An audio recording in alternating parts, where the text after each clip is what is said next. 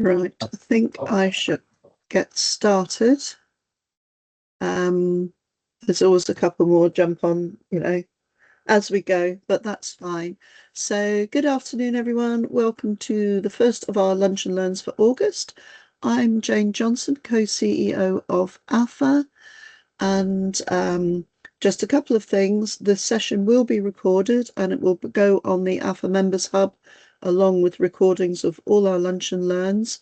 Also just ask if you could please make sure you're on mute throughout the presentation, and then obviously at the end when we come to Q&A afterwards, then you can turn your mics on, but if you can stay on mute until then.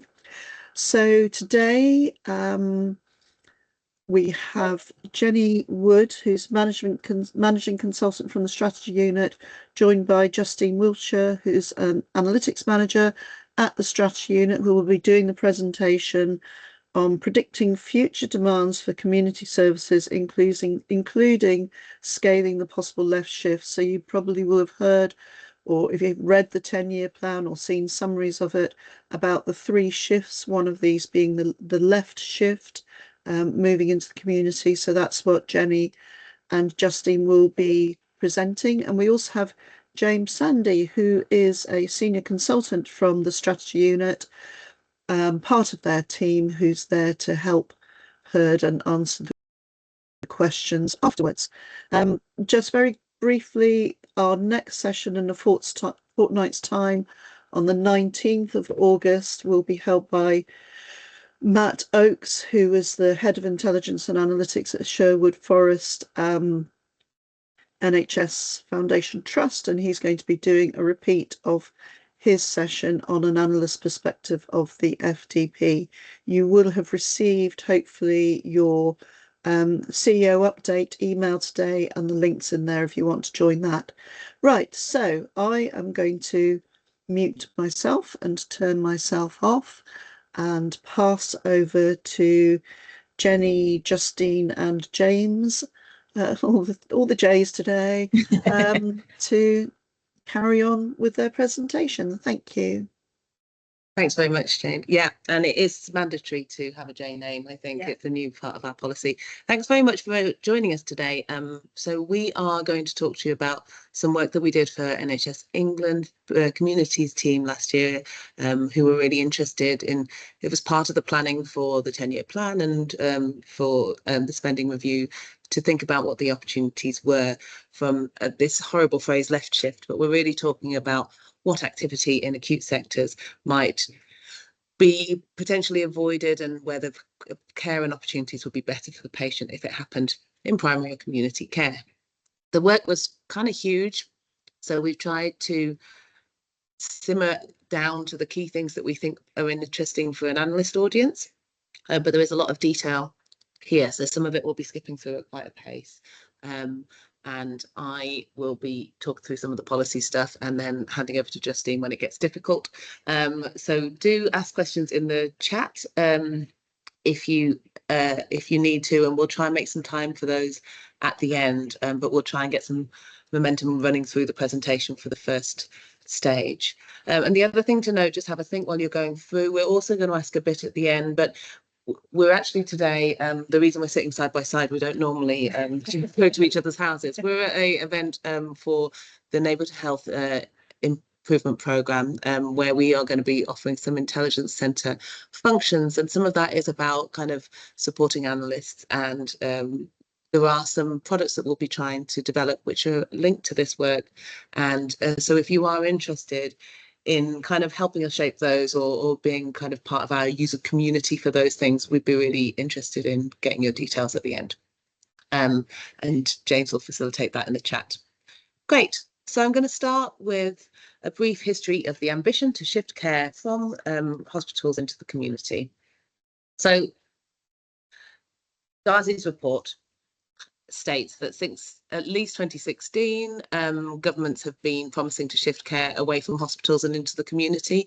And he also identifies this idea that in practice, despite that, the reverse has happened. So we want to be treating people closer to home, and we want to be supporting people to only receive hospital care where that's absolutely necessary. And what we're instead seeing is an increased use of hospital services.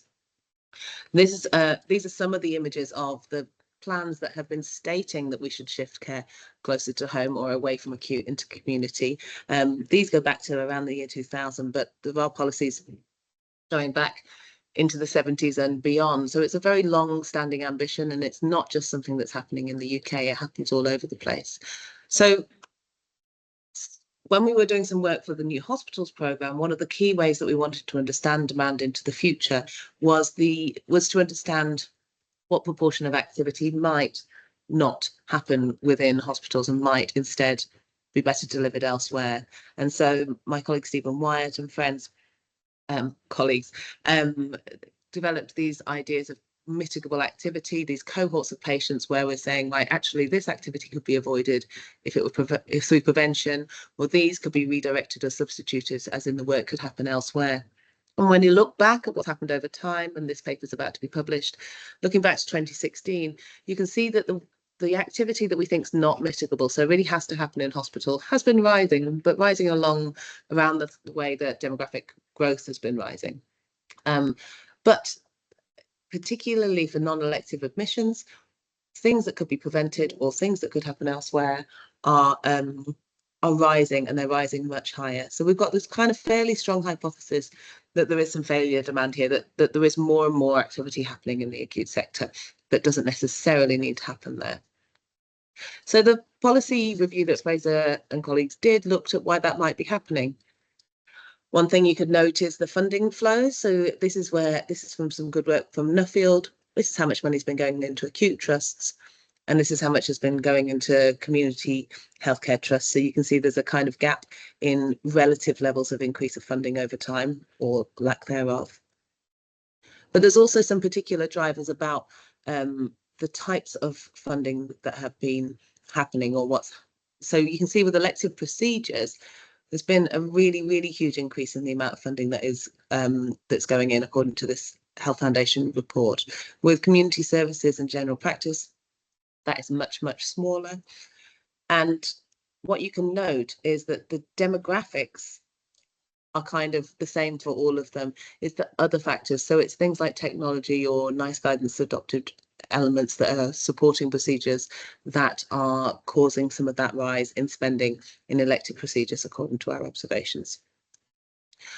So we came up with a general sense of the main factors that are supporting this, working against this left shift idea. So although policy is aiming to go left, there are many factors that are kind of promoting the acute sector over the community and primary care sector. So part of it is political salience, policy attention, soft power. Acutes are very visible, and a lot of the things that people think of healthcare happen there, and the political focus is there. Commissioning attention and resource allocation is particularly focused on acute sector. Innovation and advances in treatment. Contractual forms and incentives, so you often end up with block contracts in community services, whereas we've got quite a lot of payment by results and detailed elements in acute sector. Capital investment, workforce, and in particular the kind of relative hierarchies of those workforce and the power within the organisation. And then also data, research, attention and evidence. So we know you'll all be quite familiar with the relative paucity of community and primary care data compared to the details that we can get from hospital statistics. So those are the things that we kind of found that are the context, and we'll go into a bit more detail about the analysis. But one thing that's also a really interesting factor here is that many of the services that we know work really well for patients on the ground, when you evaluate them individually, you find that patients really benefit, and there does seem to be evidence that admissions have been avoided. But when we look up to a population level, we're often not able to observe those same effects. So I think part of our core challenge is finding different ways to unpick that problem, and finding different ways to try and understand what works in community to provide some of the kind of more impactful evidence that would help us move flows of money, basically, and to help disrupt this flow that's been happening into acute over such a long time. So this is moving away from the policy area a bit more into the analysis. So I said that we had done some work on modelling for NHP, and we built on this to try and understand the future demand for community services and the left shift. And so the questions that we were trying to ask were understanding the impact of demographic change, understanding what activity could move from hospital. So trying to identify which activity in hospitals might happen elsewhere. So we've got this idea of demand and capacity mitigators from the NHP model, New Hospitals Programme model. And then as a result, what does it mean for community resources and funding? And all of this is fairly experimental because the data is, we had to do it very quickly and the data is relatively poor, but we think that we found some useful things. And Justine's going to tell you what those are. Jenny. So in terms of that very first question, where we're asking what would the impact of demographic growth be on the demand for community services in future? So obviously I'm conscious that it's an audience of analysts primarily. These slides are taken from our presentation to NHS England, so I'm going through the results first. But I do have a slide on data and data sources, which I'm sure will be of interest, so I will come on to that a little bit later. I should mention this work was quite rapid and it was predicting 10 years forward because at this point it was looking to sort of help inform the 10-year plan. We were doing this work earlier in this year. So in terms of predicting the impact from demographic growth for community services, the first thing we did was we used the National Community Services Dataset, CSDS. And again, I will come on to talk about how we handled that and the data quality issues there. But we looked at the patients in that data set that we used and we worked out the average number of contacts they would have in a year. So that's the baseline average use per patient. So we're assuming everything's constant with that average use, and then we're looking at the population. And the source of the information on those is the ONS 2018 projections. I know those are updated now, but when we were doing this, that was the most current set of projections that are available to us. So if we assume that average use stays the same and we look at how our population is going to grow, no surprise that we see the largest growth in the sort of volume of older people in the population. Then we had a slide in our presentation where we were taking that audience who weren't analysts at all, I think it's fair to say. So we had a slide on just trying to explain our maths to them. And I think perhaps we don't need that in today's session. I've left it in because I think sometimes it's a useful point as analysts where we might want to think about how we communicate our results. So to us, it seemed really sensible just to give the actual sort of charts and the results. And then someone said, actually, no, it'd be really good to explain. Actually, this slide did go down well. So I've left it in just as a general point for analysts, maybe think about how we communicate and what's simple to us may not necessarily be simple to other people. So this was just an example for our methodology. So we had our average use, we had how the population is going to change, and then if we turn the handle, this is the result that we get at the end. So what this shows us is that overall, the volume of community contacts we would expect to grow by 20% by 2035-36. But clearly, and again, no surprise, when you look at the chart, those growth rates are quite different for different age groups.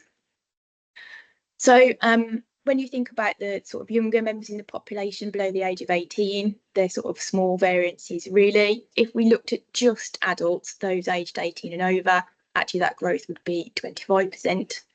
And if we look at sort of older people, the 65 plus group, then the volume of contacts there is going to need to increase by a third, nearly 34% by 2035-36. And obviously by far the highest group are those patients who are or who will be aged 85 and over.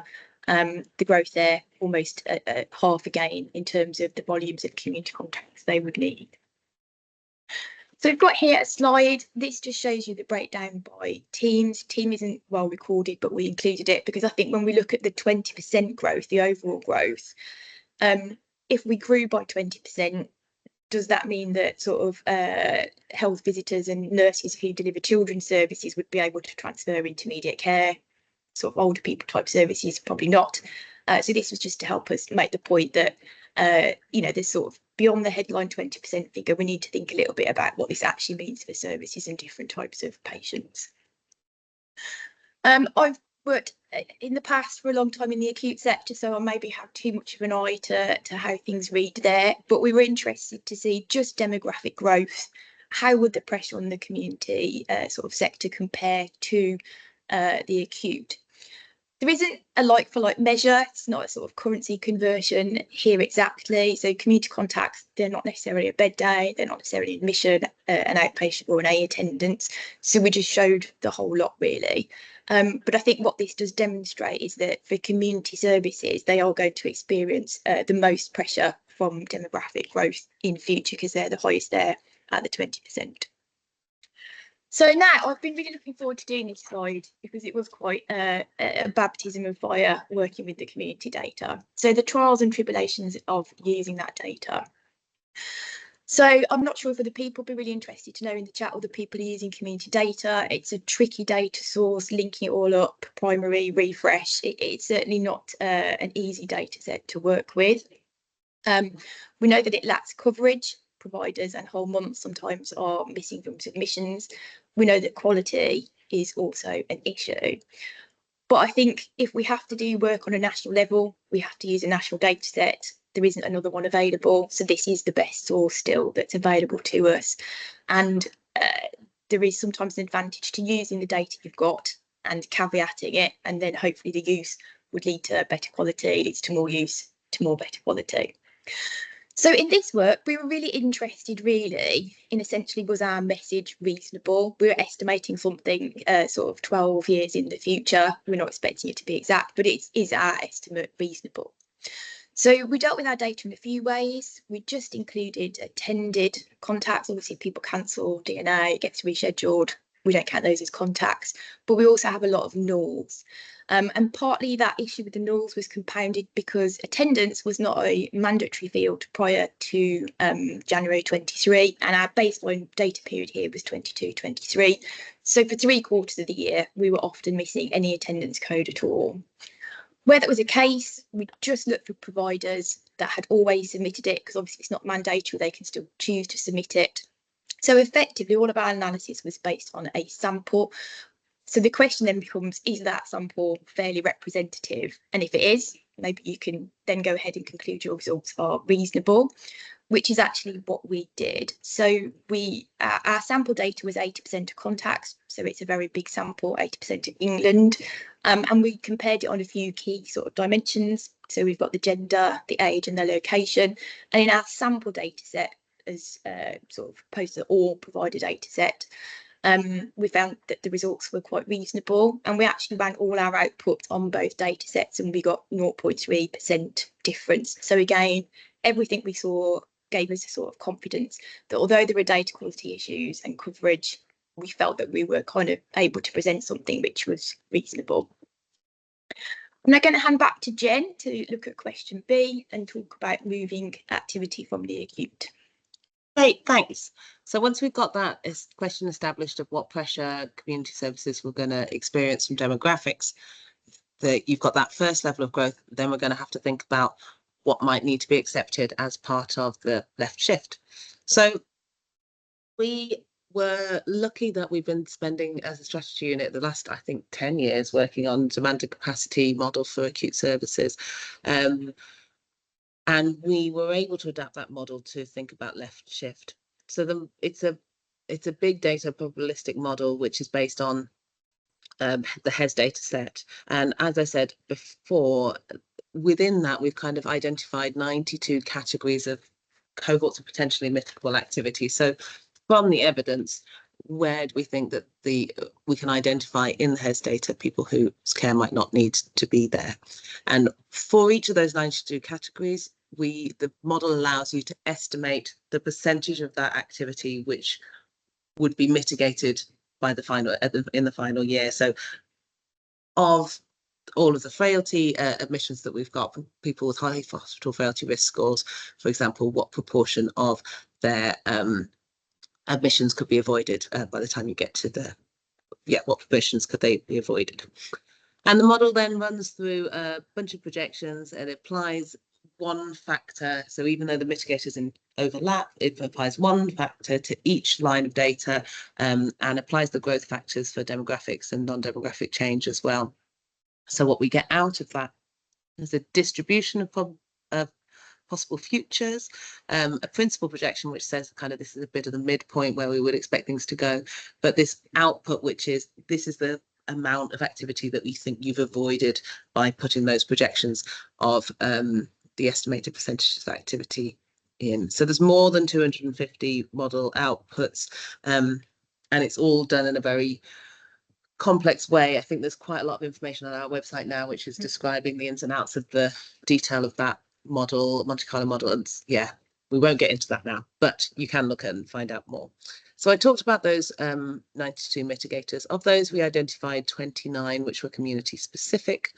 I'm not going to go again into huge amounts of detail here, but quite a lot of the activity is in this frailty and older people's admissions cohort. So the view generally being that there are a lot of emergency admissions for these cohorts of patients, and often those might be avoidable in a way that the patient would prefer. But you can also see that there are prevention factors in here, things that are linked to smoking or obesity or alcohol, some specific virtual ward factors. So virtual wards can exist as a way of avoiding lots of these admissions, but we've also got a couple of specific examples there. And also kind of length of stay. A lot of these are admission avoidance, but we've got length of stay reductions as well here. So we're seeing efficiencies, by which we mean length of stay reductions, and then lots of different ways of doing admission avoidance to try and prevent people going into hospital in the first place. So patients can, or the lines of activity can exist in multiple ones of these when we look at it at the outset, but as we run through the model, then we kind of attribute it to just one activity, one type of mitigation. So we showed this slide a little bit earlier on when we were talking about the context, but just to be clear here, we are asking people how much activity can be mitigated, but the base rate, as Peter calls it, for mitigation is 0 or less, as in we have been seeing a right drift instead of a left shift. So whilst people are quite excited about the opportunity to bring about the left shift, and we elicited views of experts about what was possible, it's worth bearing in mind that it does involve kind of turning the tide on what's been happening historically. And these charts on the left from an upcoming paper, which we'll be publishing, but really the amount of activity that we think could be avoidable is focused on the non-elective admissions space, really, as the largest cohort. So this is something that I'm going to skip over briefly, but if you want to talk to us about it in a bit more detail, the idea of how much non-demographic growth can be attributed in the NHP model is something that we've had a lot of debates over and carried out an expert elicitation process, because there are quite a lot of factors relating to technology and other things that are kind of driving growth in the hospital sector. So for these purposes, we used the results of an expert elicitation process that we did, which looked at historic activity and then estimated a range of what's going to happen in the future. So looking at these potentially mitigable activity cohorts in the baseline year, we can see that some of them have a really much larger effect than others, or some of them have a larger number of admissions and bed days that they refer to, and so these all relate to spells. Where it says activity avoidance, what we're saying is that those particular those admissions could be avoided, and as a result you would see a reduction in the bed days where the patient didn't go into hospital. And then so some of the efficiencies, like for example emergency admissions of older people, that's an efficiency. We're assuming that because we've seen a long track history of reductions in length of stay, that would continue. So no one's saying that all of those days can be avoided, but that's a targeted place in which you might see a difference because of increases in length of stay. So this way gives us a view of trying to understand the relative levels of opportunity within the hospital and where people might be targeting particular types of patients who might require support in primary and community care. We recognise it's very acute focused, but that's where we have the detailed data. So we ran the model with three scenarios. One is steady state, what's going to happen if we do nothing. One is from our NHP schemes, what was the average level of mitigation that we saw from those 18 schemes who have been planning for their new hospitals. And one largely unconstrained, which is about where we asked experts to imagine, experts in community care, if you had some resource available to you that was over and above inflation and demographic growth. So if you've got some less restraints on capacity and funding, what could you achieve? So that's quite an optimistic view. And you can see that we've got all of the mitigators here and the different levels of activity that people think could be avoided. And there's two things to note. The experts with the extra resource were obviously quite a lot more ambitious about what could be mitigated in terms of the volume compared to the NHP schemes. But also there's just such a huge amount of variation within the expert groups. So even for end of life care admissions, so we're talking about people who've died within 2 days in hospital where there's been no procedures or no other indication in their record that they received any intervention that needed to be hospital based. Even within that, we've got ranges from kind of 25% of that activity could be avoided up to 80%. So there's a very low degree of certainty even amongst the experts here, but we can get a sense of where the opportunities might lie. And so we use that data and we ran it into our NHP model, and this is giving you a sense of, for this largely unconstrained kind of optimistic scenario, the probabilistic model gives you a really wide range of solutions. So this base is the baseline value. So this is how many bed days we expected in the baseline year. And in the optimistic space, we see an overall reduction, but as I say, a wide distribution. In terms of what is likely to happen in the future, the steady state scenario sees admissions in acute sector really increasing by quite a significant amount. And if you see the mitigation activity applied according to the average system plans, that amount comes down. So you're slowing the level of growth, but you're still not actually turning it around in terms of number of admissions being prevented. And it goes down a little bit further with the largely unconstrained scenario. And yes, you can ignore the non-demographic growth element right now.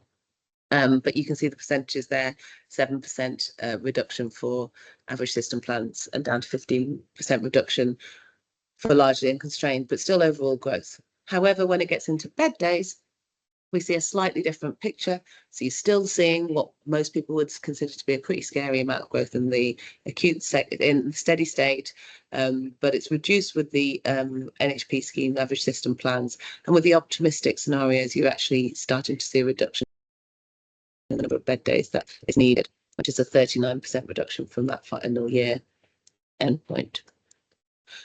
So just to explain a bit about, so again, this is for the largely unconstrained scenario. We use these waterfall charts to try and explain where the changes can be attributed. So demographic growth this is the baseline. Demographic growth accounts for about this much growth. Non-demographic, a similar amount. Interaction term is to do with the way that the model works, but activity avoidance is a large portion of the attributable change. And the efficiencies, which is the reductions in length of stay, also have an impact, but not quite as big, leading to a final year estimate, which is less than the baseline. So we've got these 29 categories of potentially mitigable activity, and we were able to compare the two scenarios as to which ones had the biggest impact, combining the projections that people have put in with what the model once said. And you can see some things like admissions with no overnight stay and no procedure are considered kind of relatively avoidable, but there is quite a lot of, and it's similarly emergency readmissions within 28 days, which many of you'll know is often used as a quality indicator, is something that people felt was possible to improve. But you can also see the importance of the frail elderly cohort within here, and some prevention factors, alcohol, smoking, falls, as well as ambulatory care sensitive conditions for the acute sector. So the highest mitigators for both ones are really broad in their case mix, these two, but frailty and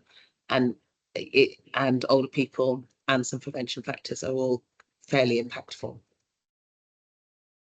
that becomes even more true when you start to look at bed days instead of admissions avoidance. So the high frailty risk elderly admissions. So this is based on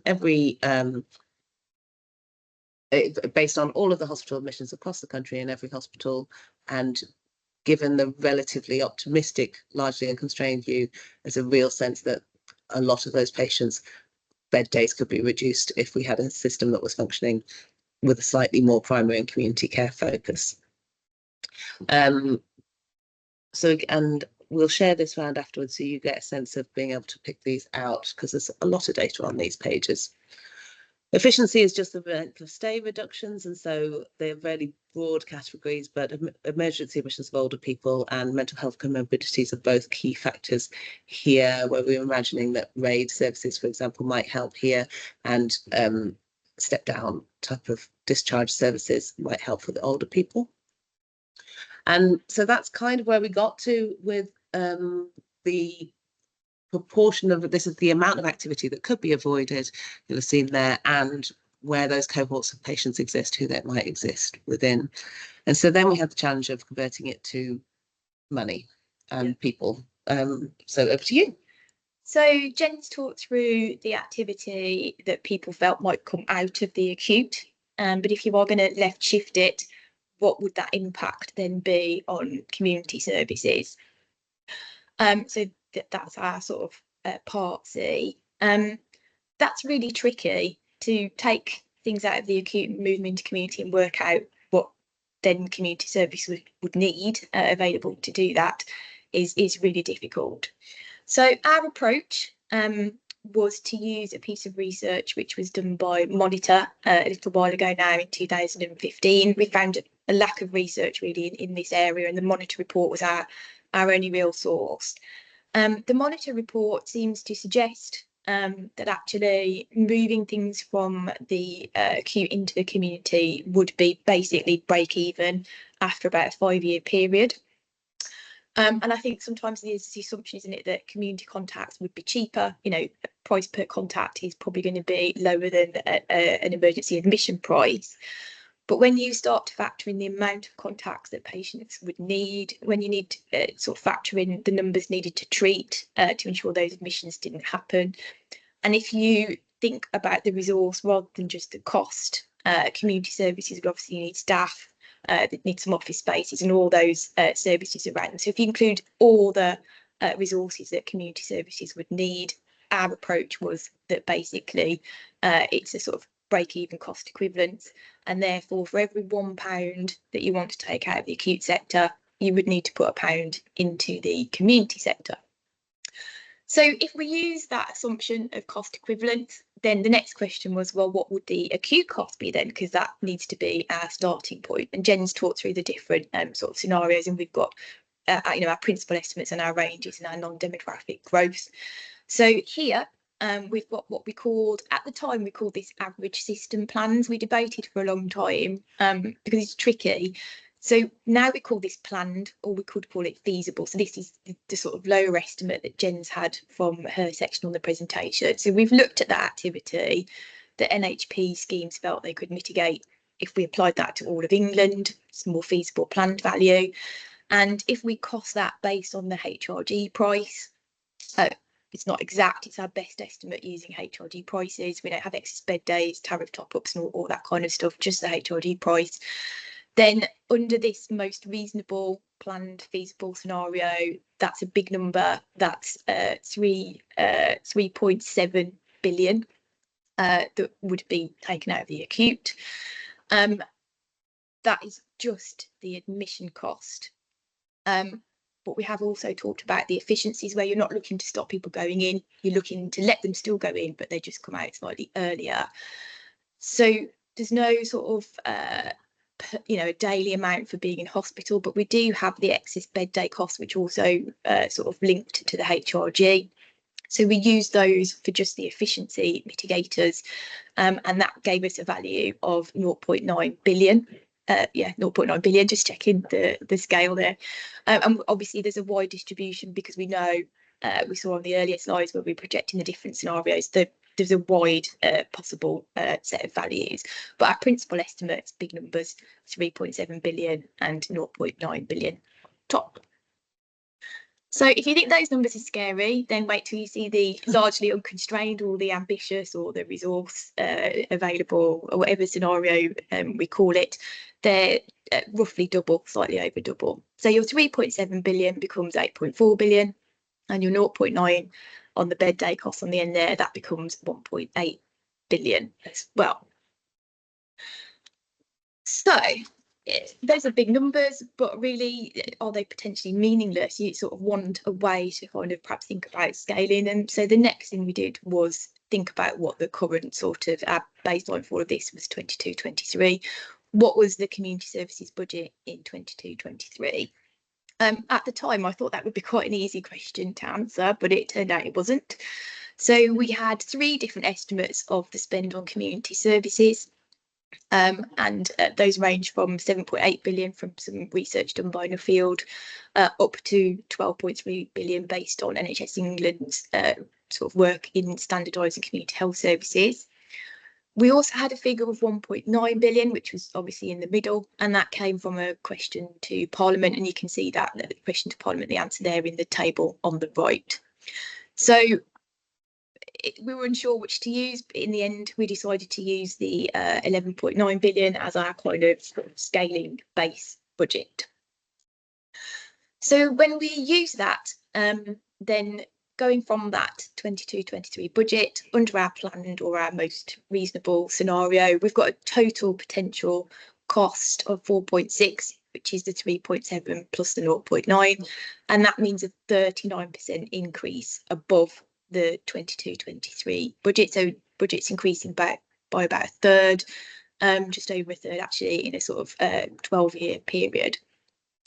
If we're in the ambitious scenario, then actually that figure would be 10.3 billion, and that would be an 86% increase on baseline budget. And you can see on the table we've got the different ranges and the breakdown, but just talking through the sort of headline figures.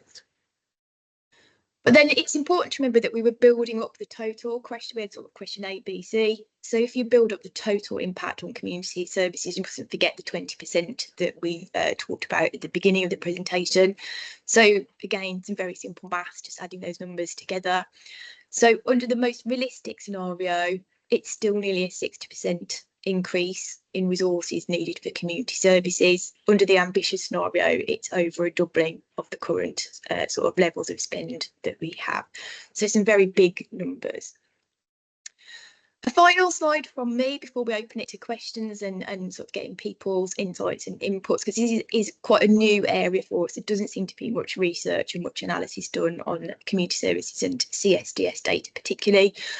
But this chart here is just trying to sort of highlight the scale in terms of pounds. So the previous slide was looking at it in terms of percentages. Here we've got the historic spend from the same source, the question to Parliament, and then we've got the sort of where we'd be by 2035-36 under the different scenarios. So the blue line is demographic growth, and then don't do anything, don't think about mitigation, just leave it as it is. And then you've got the demographic growth plus planned, takes you to about 19 billion, so quite scary numbers. And then the most ambitious scenario, if we really, really want to tackle left shift, then plus demographic growth, that takes us to 25 billion required to fund community services at that point. So that's the final slide. Shall we see if James got any chat or any questions? Great, that's brilliant. Thank you both. And you said you're going to share these slides with us? Excellent, because I've been doing a couple of screenshots on the way through. When you said that, I don't have to know. There's a lot of detail in there. Can I just ask as well, James, I know that at the beginning you put on the email address for people that might want to be involved, where you can explain that a bit more. I don't know how it works because we had quite a few joining after you did that. So just in case they can see it, if you want to, repost that address. And also the Monte Carlo model that you mentioned, there's a page on the strategy unit. Maybe you could shove a link in for that as well. That would be great. Right, and I'll pass back to you now to see if any questions. So open to the floor. Anybody's got any questions, stick their hand up. There must be some. If it's not a question, you can express skepticism or even reflections. I think using the community services data set was tricky. It's not unusual for analysts to sort of hit data source. It requires a bit more effort. But I'm really interested to know if other people have used it. Have you hit these issues? How have you handled that? You know, what sort of information are people taking from that data? Do they use it? If the people from Trust, do you use it locally? How do you feel about the national system? Anything really on community data? Then me. Go on then. So I have worked with community data sets, and you say they are a nightmare because they are, you know, sus data is brilliant. It's just one table and you just get on with it. And community data is a bunch of different tables. You've got to fit them all together. And it's all like contact. So you did say that pound for pound, there's not that much difference because you take someone out of an acute setting, which has, you know, set resource overheads, etc. And then in the community setting, there's so much more. How did you decide how much more was needed in community compared to what was needed if they were in the acute? Yeah, so this piece of work was very rapid. So it was being done in a period of sort of a few months, really. So we looked at research. You know, if you need to stop a frail elderly person going into hospital, what do they need in the community? But that there isn't really the detail out there. You couldn't say, oh, it's 10 contacts for 20 people. There wasn't that level of information. So rather than modelling it, I mean, analytically, that would be my preference. And I think over time, that's something that we'd hope to get to as a more robust, sort of analytically based piece of work, properly modelled through that shift from acute into community. But instead, given the time pressures and the lack of research, we were sort of looking around for how do we do that translation, and the monitor report's the only thing that we could find, and finding that was quite hard actually. But when we got that, we read it, they looked not at all interventions, but I think quite a large number of sort of community type interventions, because really in a way that's what a community service is, isn't it? It's an intervention with a patient, really. And from that, it just looked like, well, it is that they are break even. It takes about 5 years. And I think they're in the monitor report suggesting it takes that time for the services to be optimised and set up properly in the community. And only at that point could you start to really think about taking resource out of the acute, you know, closing beds. You could take a patient out of the acute, but you don't really save any resource until the point that you sort of can decommission some space in the acute or fill it with other things. The monitor report doesn't say what type of utilisation or workforce that you're doing, but it does compare historic rates where you've got something which is community and something which is acute. But what it does, which lots of other things don't do, is consider things like numbers needed to treat. So that element is built in, which is why we built that up. But there is some work ongoing in the team clustering community services data sets so that we can start to get to a bit more of a pathway and packages of care view of CSDS instead of individual contacts. So as it's like a pound for pound, when you were looking at your ambitious target of 39, I don't know, 39% or something, yeah, or growth 4.6, yeah, over the 12 years, but because of the baseline investment in acute to community, it's not going to be a corresponding percentage drop in acute community. That'll be the same numbers but not the same percentage, because it would be very scary otherwise. Yeah, no, you're completely right. So the money that we're taking out was the 4.6 in the most feasible plan scenarios. I think it's 4.6 billion in total, which was 3.7 in admissions and 0.9 in bed days. So yes, we're suggesting that 4.6 billion would go out of the acute into the community, but the percentages would be quite different between those two sectors because their baseline budgets would be very different. but what it does mean is that, you know, so the plan scenario that we talked about the fact that it doesn't even necessarily level off the demand for acute. So demand for acute is going to keep going up. Yeah. But even to be treading water, what we're saying is you're still going to need a 40% increase in your community services funding, which is a kind of slightly devastating. I think that's why this left shift just continues to right drift, because nobody's prepared to give up the money from one side of the system to prop up the other side of the system. It's almost like there needs to be a bridging loan in between to make it cross over. But I don't know. That's the big question, isn't it? I mean, we can do all the insights and intelligence in the world, but somebody at the end of the day has got to agree to cut one budget and put into another budget. And I think that the neighbourhoods programme is trying to do a bit of that. It's trying to get this sense of social change and relational change, and also impact commissioners with evidence at the same time. Not an easy challenge, but definitely one that I think the 10-year plan is trying to acknowledge to some degree. So with your call for people to join you, as I understand it, there's two things: either to help trial some tools for you, or just to be part of the discussions. I wouldn't mind that. That'd be great. I think see how it's going.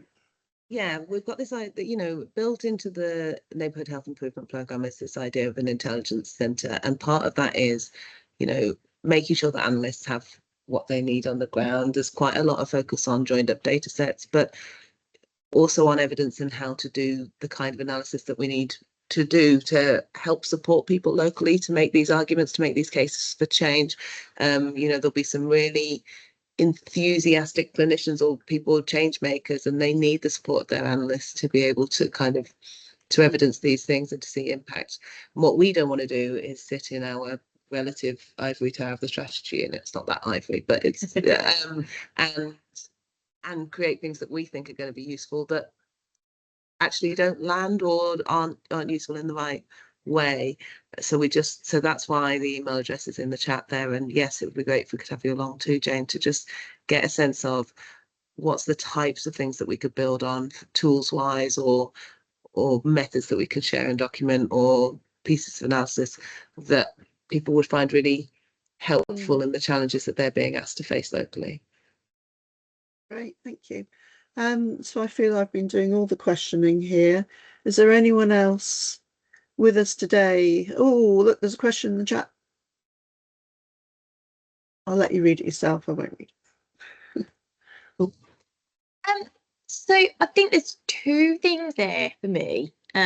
So I think many people haven't used community data set very much when compared to source or those sort of key ones. I think so we used 22-23. I think if we'd used 23-24 or 24-25 as our baseline year, we would find that the data quality was improving. So I think in terms of the question being, is that a sense that it would be improving, then I think it will.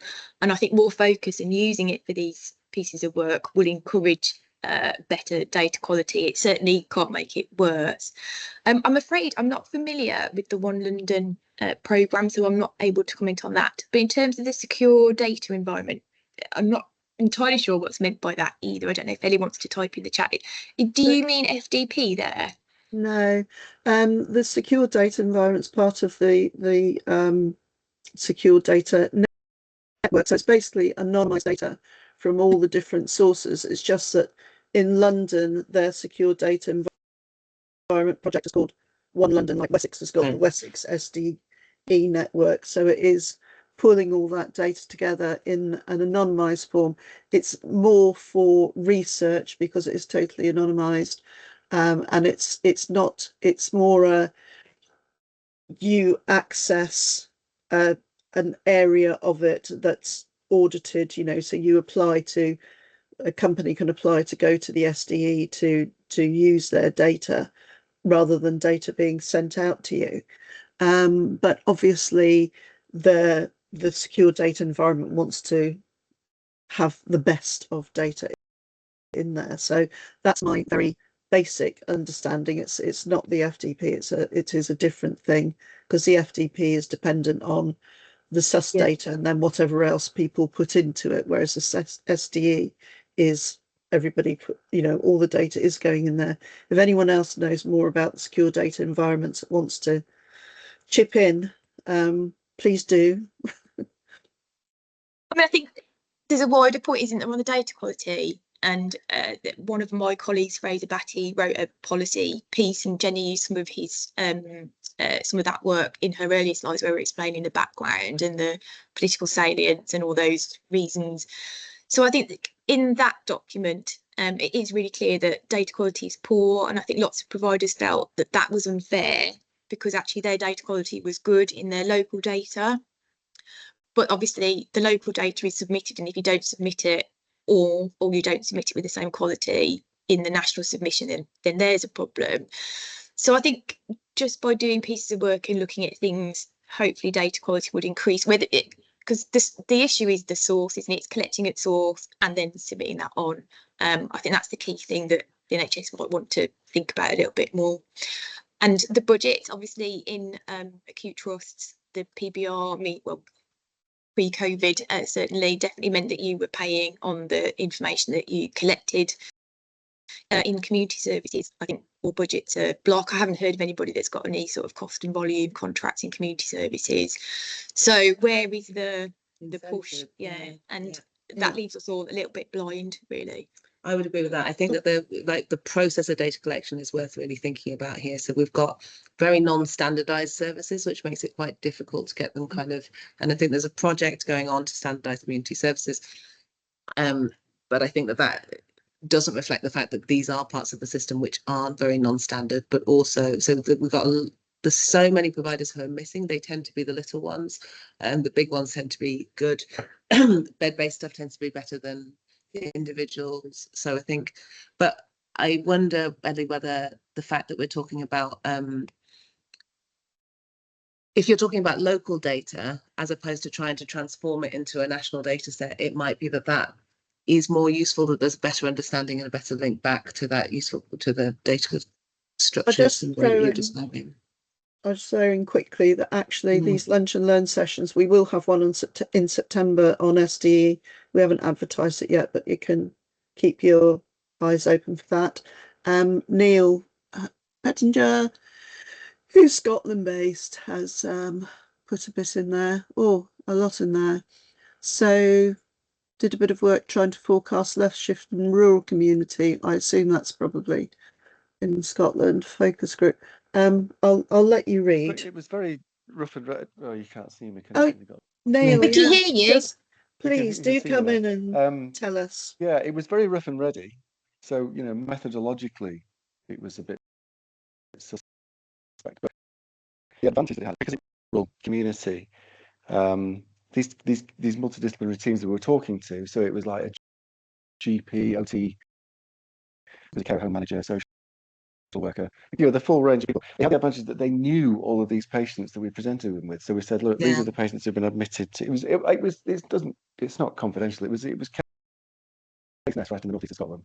So we showed them admissions to the local general hospital in Wick, and also those patients who've been admitted to Regmore Hospital in Inverness.